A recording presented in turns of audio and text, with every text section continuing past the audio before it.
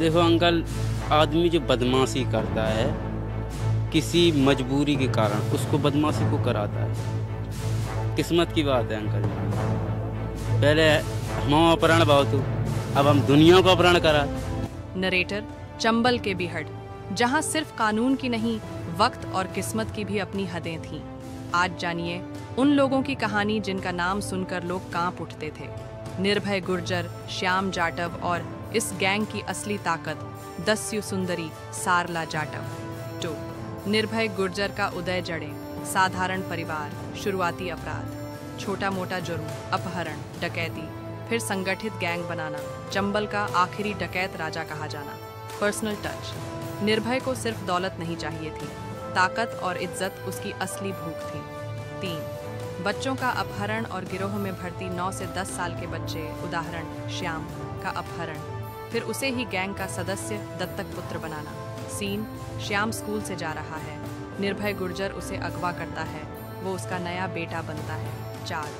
सारला जाटव का बचपन, मजबूरी और गैंग में दाखिल सारला के पिता का अपहरण, गांव वालों की मजबूरी, अपनी बेटी बेचकर निर्भय के हवाले करना।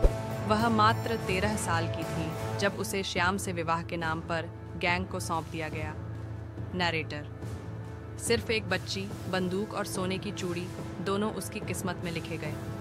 5. गैंग के रिश्ते, शक्ति संघर्ष और अतंत्रिक टकराव, सारला की पहली पहचान, गैंग की बहू, फिर लीडर बनना, निर्भय का अवैध संबंध अपनी बहू सारला तक से, जिससे श्याम का गुस्सा, धोखा और घर से भाग जाना। सीन, श्याम अपने पिता और पत्नी को आपत्तिजनक हालत में देखता है। 6. महिलाओं की स्थिति और सामाजिक भेदभाव, सारला और अन्य लड़कियों का जंगल में मजबूरी भेदभाव का शिकार होना। महिला होने के बावजूद सारला का मुकाबला, गैंग में दूसरा सबसे अहम किरदार बनना। जाति पाति, गरीबी और महिला होना, तीनों ने सारला को तोड़ने की हर कोशिश की, पर वह और मजबूत हो गई। 7. डकैतियों और अपराधों की बड़ी वारदातें, सामूहिक अपहरण, गांव के कोटेदार की हत्या, पुलिस पर गोलीबारी, फिरौती वसूली। कुछ घटनाएं जिसमें सारला ने गैंग की कमान संभाली और निर्भय ने पूरा भरोसा दिखाया।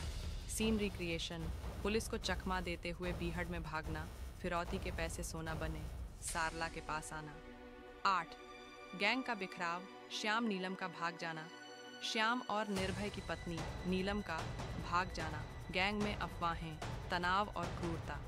डाकू के गिरोह में भी रिश्ते उलझे होते हैं, यहाँ दिखेगा गैंग की इनसाइड टकराव। 9. पुलिस का शिकंजा और एनकाउंटर, पुलिस ऑपरेशन 2005 में एनकाउंटर में निर्भय का मारा जाना, सारला और अन्य सदस्यों का पकड़ा जाना या आत्मसमर्पण।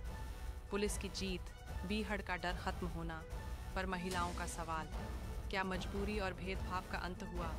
अंत और संदेश, सारला जाटव आज भी चर्चित, कि उसकी कहानी सिर्फ अपराध या हुस्न की कहानी नहीं, समाज की असलियत भी है।